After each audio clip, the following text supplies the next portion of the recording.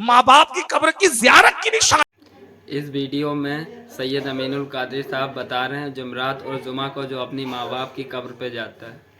माँ बाप की कब्र की भी ज़ियारत की शान है।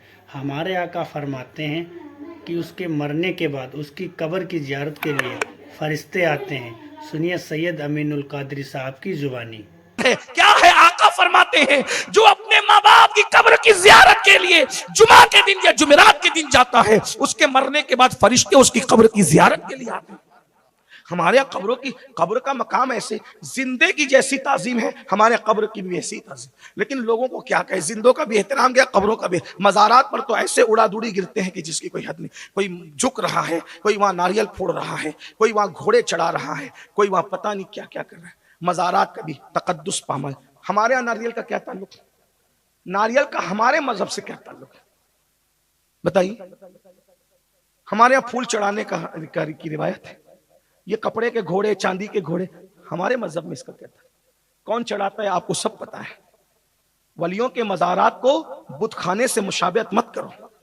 वहां रसूलुल्लाह जैसे जाते थे, ओहद के शोहदा के मज़ार पे सैयदा फातिमा भी जाती थी, वो लोग जैसे जाते थे वैसे जाओ। वहां घोड़े लेकर, जोड़े लेकर जाने की जरूरत, हाँ मुजावरों को नजराना तो अच्छी बात है, नजर पेश करो, उनको दो। लेकिन ये घोड़े, चांदी के कपड़े के, नारियल वारियल, ये सब क्या है?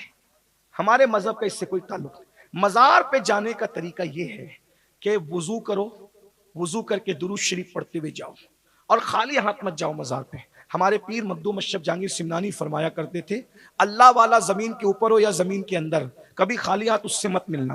तू खाली हाथ नहीं जाएगा, खाली हाथ वापस भी नहीं आएगा। इसलिए इत्र लेके जाओ, खुशबू लेके जाओ, फूल लेके जाओ, चादर लेके जाओ, अच्छी बात है, खाना लेके जाओ, अच्छी बात है।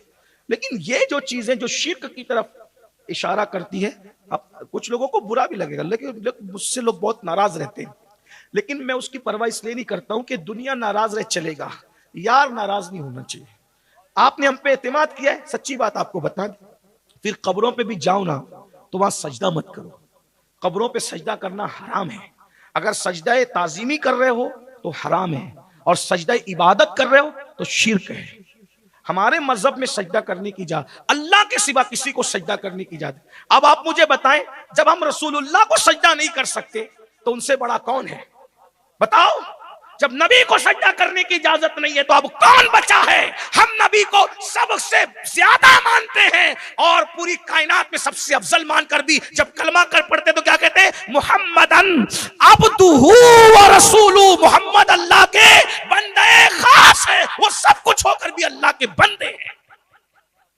लेकिन मेरे और आपकी तरह बंदे नहीं हैं, हम अब्द हैं और वो अब्दुहु है। और अब्द और अब्दुहु का फर्क ये है, अब्द दीगर, अब्दुहु चीजें दीगर, ई सरापा मुंतजिर उ मुंतजर। जाओ मज़ारा पे, किसने मना किया?